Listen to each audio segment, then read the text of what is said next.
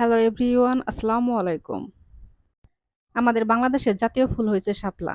সেই শাপলা ফুলে আজকে আমি রান্না করব। দেখেন বাজার থেকে কিনে নিয়ে আসলাম শাপলা ফুল কত সুন্দর টাটকা আর দেখতেও কত সুন্দর লাগতেছে। আর আমার প্রিয় রং হয়েছে সাদা। দেখেন ফুলগুলা কত সুন্দর লাগতেছে। আর আমি এই ফুলগুলা ফেলে দেব না, রেখে দিব। এই শাপলার ফুল দিয়ে কিন্তু খুব মজার বড়া বানানো যায়। আর আমি সে বড়া ১ সপ্তাহের মধ্যে ভিডিও দেব, অবশ্যই পাবেন। আগে আমাদের বাড়ির সামনে অনেক শাপলা ফুল ফুটছে। তো আমরা শুধু দেখতামই, অনেক সুন্দর লাগতো সকালবেলায়। আর এখন এই শাপলা ফুল সারা বাজার খুঁজেও পাওয়া যায় না। আমি কয়েক বাজার ঘুরে তারপরে এই শাপলা ফুল পেয়েছি। শাপলা ফুল একটা করে খোসা ছাড়িয়ে নিয়ে তারপরে কাটতে পারেন। আবার একবারে সবগুলা খোসা ছাড়িয়ে নিয়ে এরকম করে কেচিতে ছোট করে কেটে নিবেন। তাহলে তাড়াতাড়ি হয়ে যাবে। শাপলা ফুল আমার কেটে নেওয়া হয়ে গেছে। এখন আমি ধুয়ে পরিষ্কার করে নিব। আর শাপলার মধ্যে কিন্তু ভেতরে পানি থাকে। তাই ধুয়ে পরিষ্কার করে একটি ছাঁকনির মধ্যে রেখে দিবেন। অনেক সময় দেখবেন যে পানিটা ঝরে যাবে, তাহলে আর পানি উঠবে না রান্না করার সময়। এভাবে আমি শাপলা কয়েকবার ধুয়ে পরিষ্কার করে নিব। এখন আমি কই মাছ ভাজি করব। প্যানের মধ্যে আমি সয়াবিন তেল দিয়ে দিয়েছি।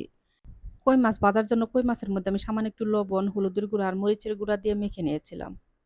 এখন আমি কই মাছ ভেজে উঠিয়ে নেব। এই কই মাছগুলা বাইরে থেকে কেটে নিয়ে আসে। তাই কই মাছ কাটাগুলা দেখতে বেশি সুন্দর লাগে না। এখন আমি রান্না করব। রান্না করার জন্য প্যানের মধ্যে দিয়ে দিব সয়াবিন তেল। তেলের মধ্যে দিয়ে দিব পেঁয়াজ বাটা। পেঁয়াজ আমি ভেজে নিয়ে দিয়ে দিব ২ চামচ আদা রসুন বাটা। আদা রসুন তেলের মধ্যে ভেজে নিয়ে এখন আমি দিয়ে দিব স্বাদ মতো লবণ আর ১.৫ চামচ শুকনা মরিচের গুঁড়া। এখন আমি দিয়ে দিব ১/২ চামচ হলুদের গুঁড়া আর ১ চামচ জিরা বাটা আর দিয়ে দিব ১ চামচ ধনিয়ার গুঁড়া। সব মসলা আমি একটু তেলের মধ্যে ভেজে নেব। মসলা যেন পুড়ে না যায়, তাই এখন আমি সামান্য একটু পানি দিব।